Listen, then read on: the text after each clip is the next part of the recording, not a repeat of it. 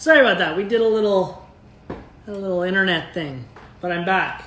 And we're doing a live, like I said, with kids up front. We're going to make some pancakes. And yeah, we're going to make some pancakes because who doesn't love pancakes? I'm taking it from our cookbook, Brunch Life. There's a whole chapter. Technical difficulties. Uh-oh, still? I think now it's working. Okay, I'm waiting for oh, here we go. Kids up front. And no. That should work now. Okay, anyway, so we have a whole chapter here. Is that working now? Oh yeah, now it works. Okay. I was like, I could tell it was glitchy in the beginning. So I was like, I don't think this is working. All good. We're all good. How are you? Good, how are you? Good. How was your week? Pretty good, pretty good. Right on. Yeah. So I'm just trying to find the right angle to do this at. It's a fine balance between my face and the pancakes. Yeah. So trying to get it right. So I'll talk like this and then I'll show what's going on here. But yeah, so I was just saying, so we're making pancakes today. And someone says, can we use oil instead of butter for cooking part? Yeah, that's fine. I mean, butter's a fat, and I'll show you a couple little cheats too, but we'll get to that when we get to the actual recipe. But you guys got the recipe, and you guys got the recipe that, like I was saying, it's in my cookbook. We have a whole chapter on pancakes, but the first recipe is just like your basic, straight up pancake, and then all the other wacky combinations we do are kind of they come out of that. So I'm going to show you, but I'm going to show you we call it the OG pancake recipe. But one thing I will note now is I didn't have exactly the ingredients that I had listed. So great question, or follow up to the question that was just asked. Can oil be used in place of butter? It can, and sometimes there are little cheats along the way that you can use because we're really trying to promote people not going out just for like individual items, right now. Right. So I think it's really good to look at what you have in your house first and then kind of go from there. Perfect. Sound good? I see some questions coming in. Someone just got your book this morning.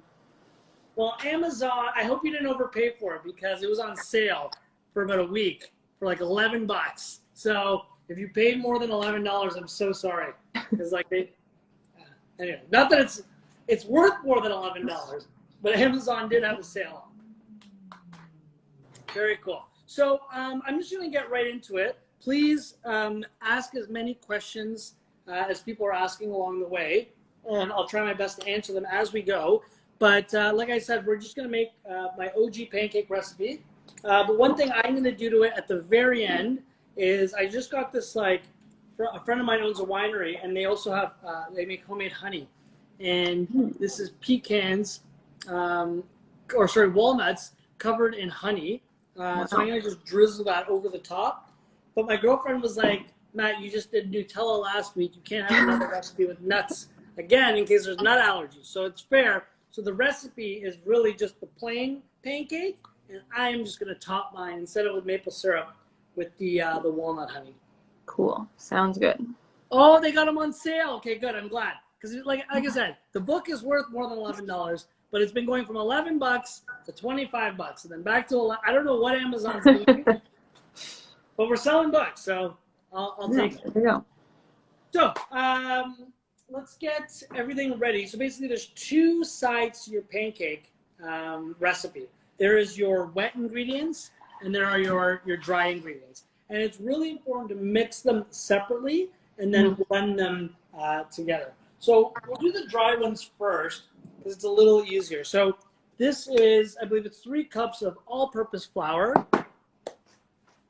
Then I have a 1/4 cup of white granulated sugar. So I'm just going to sprinkle that right in. I got a 1/2 teaspoon of kosher salt. So you actually do need salt in your pancake batter. You might think that's such a weird thing to add salt into your sweet pancakes, but really what it does is it just helps. Like you're doing a 1/4 cup of sweet and just 1/2 teaspoon of salt really, it's just meant to kind of even out the flavor, so it's not too sweet on you. Right. Balances out a bit. The next two ingredients are pretty important.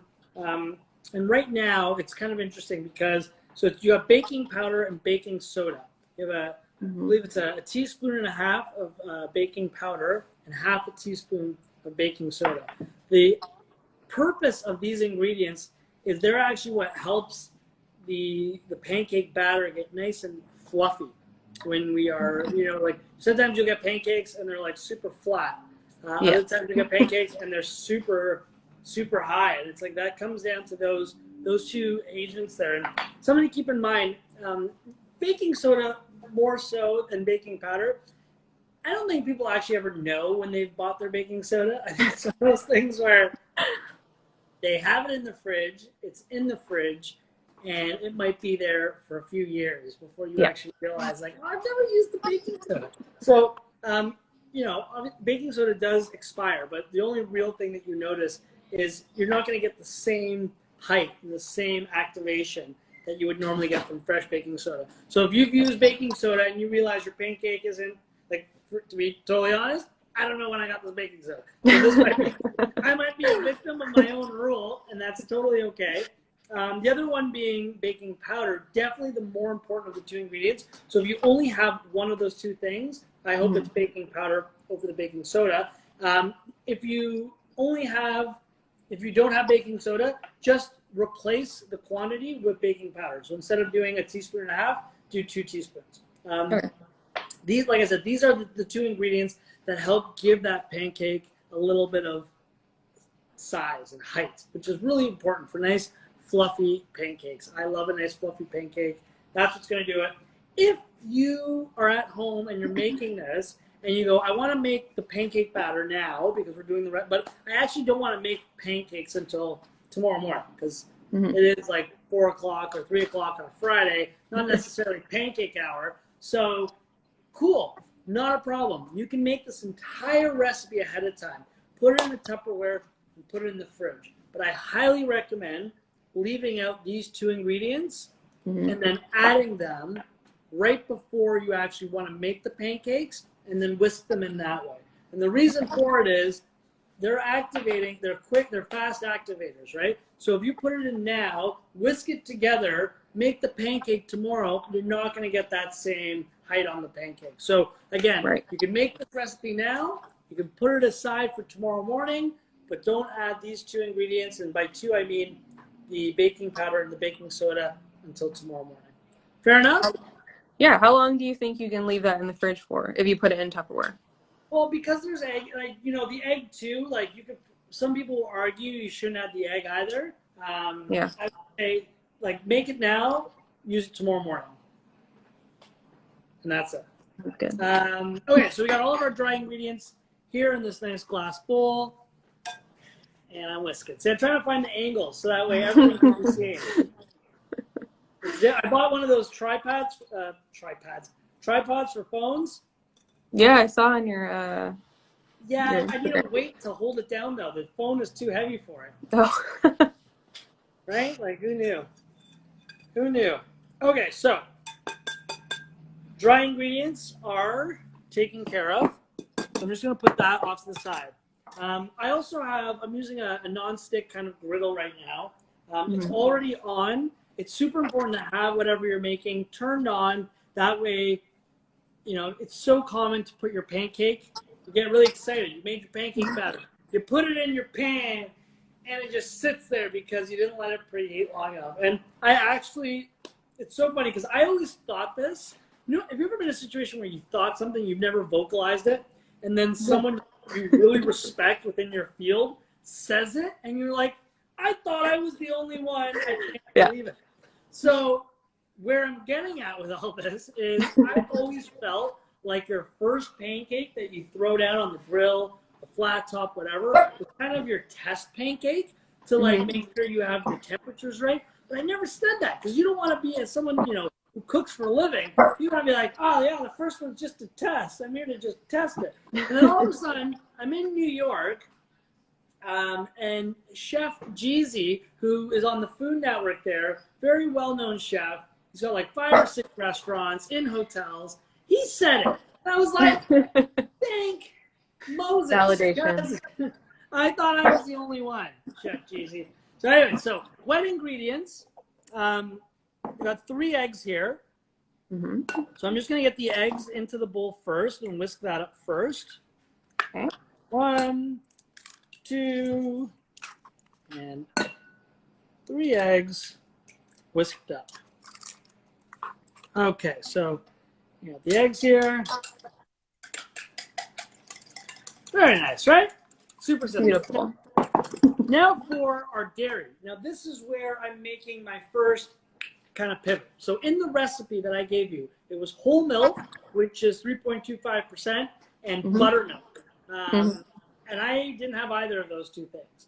Yep. And you can actually make buttermilk at home. And it's pretty easy. You can Google it. Basically, if you add about a tablespoon of white vinegar or a tablespoon of fresh lemon juice to your milk that you're using for the recipe, leave it in the fridge for like 10 minutes. It'll make its own kind of buttermilk for you. It's kind of, there's a fermentation there.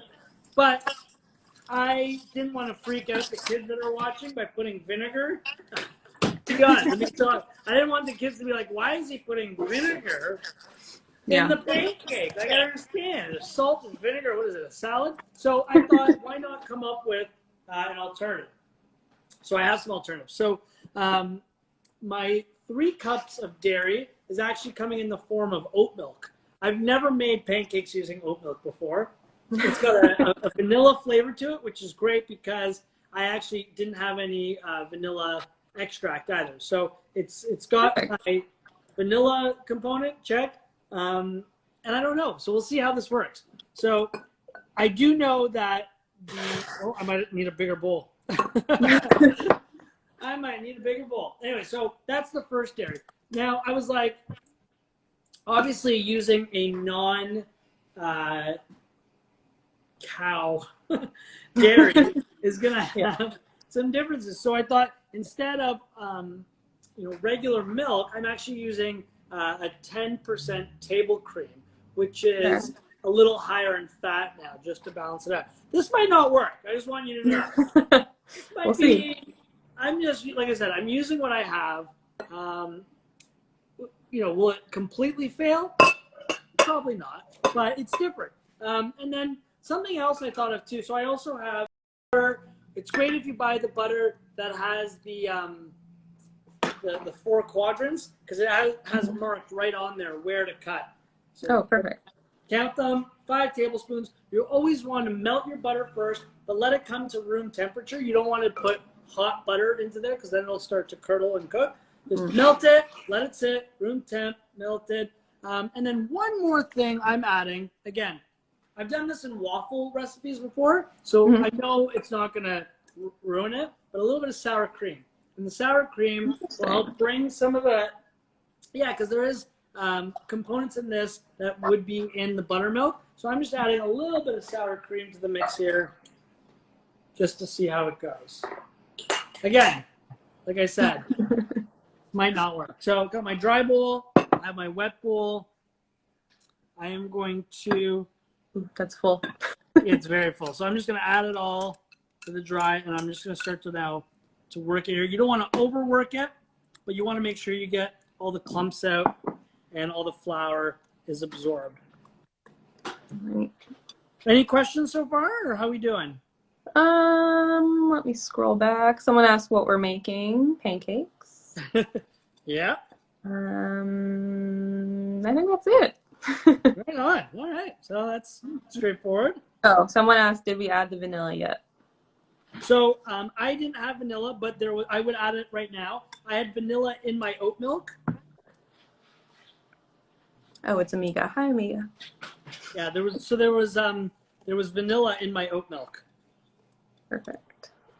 So if you wanted to make these blueberry pancakes or chocolate chip pancakes, now would be the time to do it. Like you could add them in at this point. Okay.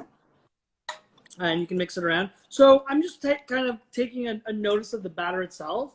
And like I said, because we're using different dairies, the batter is a little bit looser than I normally like for my batter. So not a problem. I'm just going to add a little bit of flour to that just to thicken it up a bit.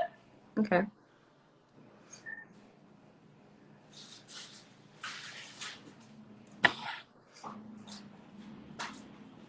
And like I said, because I'm using a different dairy, I'm using the,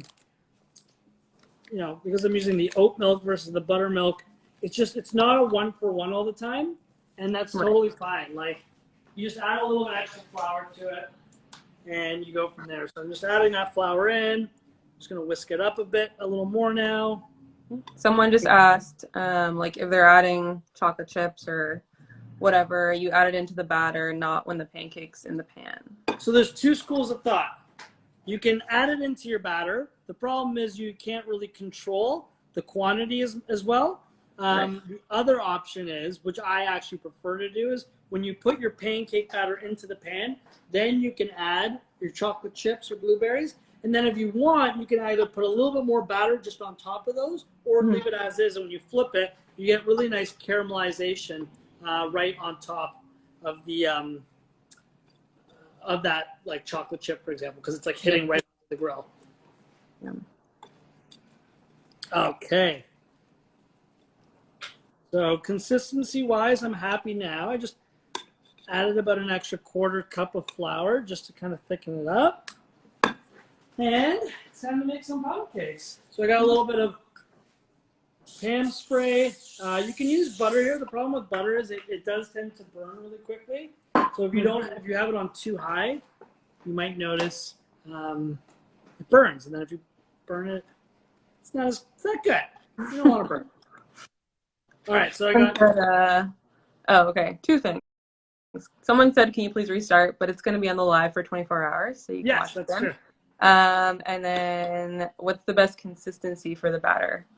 So I like it thick, but pliable. So you should be able to, like, take a spoonful of it, and you should see it come down, but it shouldn't be watery. So clearly not a dairy, almost like a thick glue. And you'll notice consistency-wise, you're in the right place when you're putting the batter down. And I'm going to show you. I'm going to put 2 or 3 more into my my grill, and then I'm going to show you how the flat top here looks, or the nonstick work. Basically, when you're putting the batter into the flat top, it's not escaping. So it's moving, but then it stops moving. If it's too watery, you'll notice you're putting it into the pan and it's off. It's doing its own thing. So someone said, "Can you repeat the ingredients?" Of course. So the dry ingredients, I believe it was 3 cups of all-purpose flour. Let's see if I can remember now. 1/4 cup of sugar, 1.5 teaspoons of baking powder, 1.5 teaspoons of baking powder, 1/2 teaspoon of baking soda, 1/2 teaspoon of salt. Blend and mix all those together. That's your dry ingredients. And then your wet ingredients was 3 eggs. It's supposed to be 3 cups of buttermilk, 1 cup of whole milk. I used oat milk and table cream because, again, like I said, I didn't have these things. I also threw in a little bit of sour cream. You don't have to do that. You can add about a teaspoon of vanilla extract, which the oat milk had vanilla flavor, so I didn't need to do that either. 5 tablespoons of room temperature melted butter. You blend and mix all your wet together. You blend and mix all your dry together. Then you add the wet to the dry. I'm going too fast. Wow. You can watch it again. You got to keep up. And, how much baking soda? 1.5 teaspoons. And then what's the temperature? 1/2 teaspoon of baking soda, 1.5 of baking powder. And then what temperature should the pan be at? So mine actually has like a temperature setting. So I have it at 325. So that would be considered between halfway and 3/4. Okay. So like medium high? Yeah, like exactly. Medium high-ish. Exactly.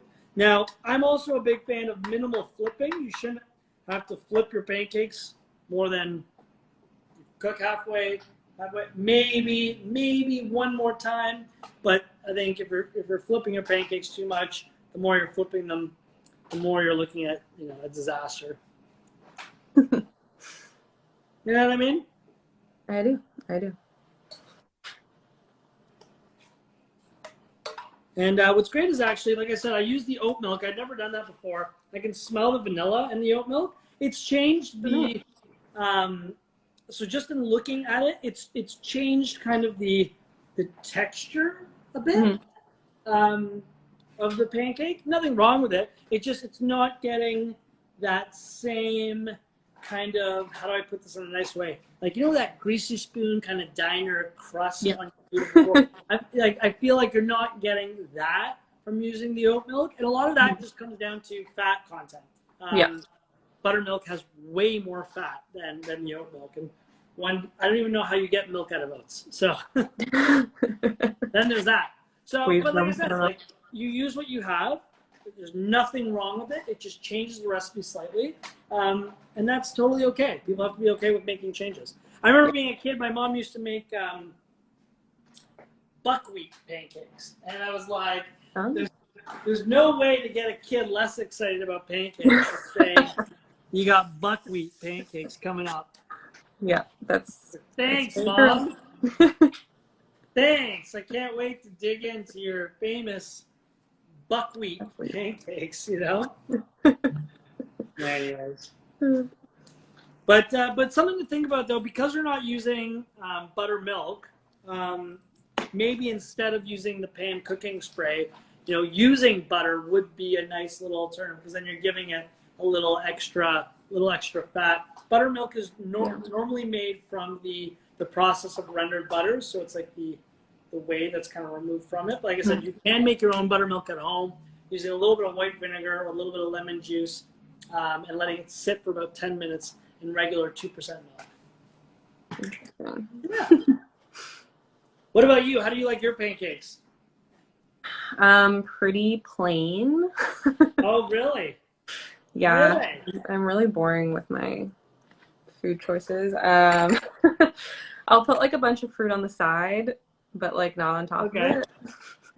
You're a fruit on the side kind of gal. Yeah. I feel you. I understand what you're saying. I'd like of the fruits on pancakes, I really do feel like blueberries are the ones that I am definitely a-okay with. The other ones, I'm like, take it or leave it. I'm not a big fan. Like, some people like to put like peach jam or peach marmalade into their, and that's not bad. Like, it's, it changes the pancake, fine. Yeah. It adds some cool flavor to it. What's interesting about the peach jam, if you layer it with peach jam, and you can do like a nice sweet, like take ricotta cheese and whip it with some sugar, and then put like a nice fluffy dollop of like ricotta cheese right on top of the pancake. That's super nice. We used to be known for our s'mores pancakes at my old restaurant. You've seen these? Yeah, my boyfriend got them. Oh, there you go. And then at Easter, did you ever see what we did at Easter time? The mini egg ones, right? The mini egg pancake. Yeah. You're a pro. You got this. Yeah, I went there a lot. People used to like this, like, because Easter was last week. People were messaging me, what do we, like, I'm sorry, hard to get mini eggs in a pandemic. It's like not a thing, Someone just wrote, lemon ricotta are the best. Yeah, so if you take some fresh ricotta cheese, you can even, a little bit of lemon zest in there, some sugar, whip it. You can even add a little bit of cream cheese to it just to thicken it up a bit, but put a nice dollop of that on top of the pancake with the peach jam in it. Very, very nice. Someone said, how do you know when to flip? Oh, you'll basically look at the side of your pancake, and you'll start to see it kind of firm up on the side and start to bake up the side, and then air bubbles will start to come through the batter. That's when you know the heat is now starting to penetrate, and at that point, you can give it a little flip. Okay. Someone said peanut butter and strawberry jam. Yeah, I love that idea. What you could do, if you're going to do that, is take some of the peanut butter and almost melt it in a pan and incorporate that into the actual wet ingredients of the batter. So that way your pancakes themselves are peanut butter flavor. And then that'd be great. put jam on top of it, a little bit of chocolate syrup over the whole thing, or my favorite, Nutella. And it's basically like, or if you got rid of the jam and just did chocolate on the peanut butter ones, it's kind of like a Reese's peanut butter pancake. And then you know what you could do too is, oh my god, so instead of chocolate chips in the pancakes, you don't remember Reese's Pieces? Oh yeah. You just put those in your pancakes. Yeah. And then right? Yeah. Right? Great ideas. Everyone's shooting off some ideas. I love it. Okay, so pancakes are finito now. So I'm just pulling these. I'm going to just hold the plate up here. So I made cute little guys here. Okay. Ooh. I got 4 pancakes here. Now I'm just going to show. I got this this walnut honey. Very excited about this one. So I'm going to take some honey first. I'm going to drizzle some honey over the top. Can you see this? I can see you pouring it, yeah. So let me just show what I did here. Like I said, it's a beautiful home, like fresh honey. So I just kind of I drizzled the honey over top, and then they have these walnuts kind of sitting in the honey. So that's just sitting on top now. If you have a little bit of like icing sugar, you can just kind of tap a little icing sugar on that, you know, or if you just like them simple, good maple syrup goes a long way. I have no time for table syrup. That's my one thing. I cannot do it. It needs to be real Canadian maple syrup. Someone said, where would they be able to get the honey? So this honey specifically, I got, like I said, my friend owns a winery called Rosewood Estates Winery, and they also they make their own honey on the winery as well. So they're known for their wine and their honey. And he does smoked honey. They do this beautiful walnut. Like, I love this. I used this last night, actually, to make a pesto. Oh. So it was like, it helped bring a little bit of sweetness and nuttiness to the pesto. Very, very good quality honey. Like I said, they're their own bees. They make it all on the premise. And yeah, I think it's like, I grew up with honey butter. Did you ever do honey butter on toast? No. Where Never you like heard of it. Right? You just melt some butter, incorporate in the honey, you know, mix it on. Someone said, how do you flip without exploding the batter? I think what they mean by exploding is like it falling apart on them. So that's happening because they're flipping too soon. They have not allowed the bottom to kind of create a bit of a, I don't want to use the word sear because it's not meat, but create a nice crust on it, which is done by A, your heat is probably too low, and B, you have to wait to the point, like I was saying, you want to see it kind of cook up the side of the pancake, air bubbles start to pop through. That's how you know, I'm just going to hold this like this. That's how you know that you've got enough time to flip. You'll see it start to cook up the sides of the pancake, you know, which is super important. They don't even need maple syrup. No, they don't. You know, they don't need maple syrup, but I like, you know, I like it, my pancakes sweet. That's the thing. Someone said, yo, Gastro, what do you have underneath that? Underneath what? I don't know.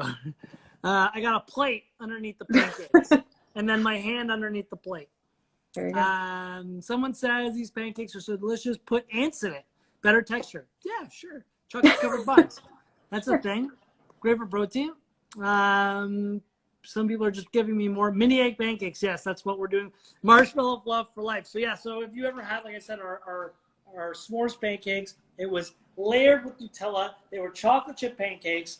Sorry, they were chocolate chip pancakes layered with Nutella with marshmallow fluff on top, baby marshmallows on top of that. Then we torched them. So you got that beautiful caramelization. And then we took graham crackers and blitzed them into like a powder and just sprinkled graham cracker over the top.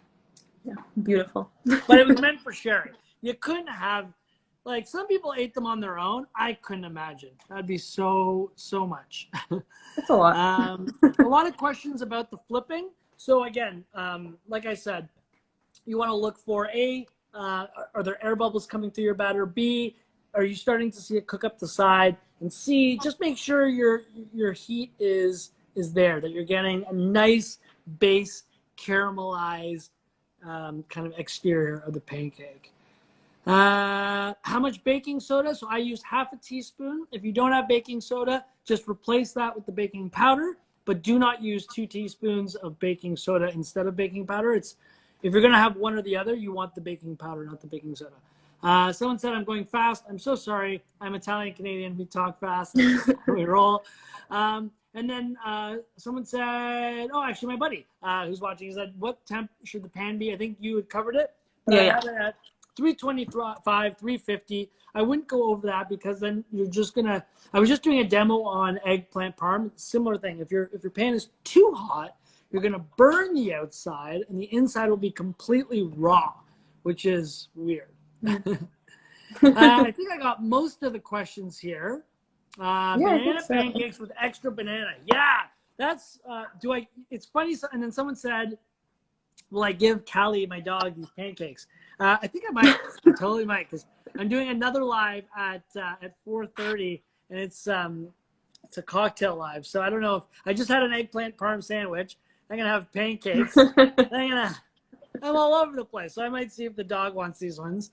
And then banana pancakes are great, especially with homemade whipped cream. So you can almost make it like a banana cream pie. I would say like you almost want to, instead of just putting banana in, you can do one of two things: freeze banana and then blend it so it's like a puree, and then you can incorporate that into the wet mixture, or make like a banana pudding, almost like bananas Foster with it, where that can now become layered on your pancakes, so you get that beautiful banana flavoring in between. Top it off with a little bit of fresh whipped cream, and it's like a banana cream pie pancake. And then someone else has said, yes, the pesto I made was really great last night. And again, I made pesto with what I had. So I had a little bit of spinach. I blanched it. I got all the liquid out of it. And then I had onions and garlic and chili peppers.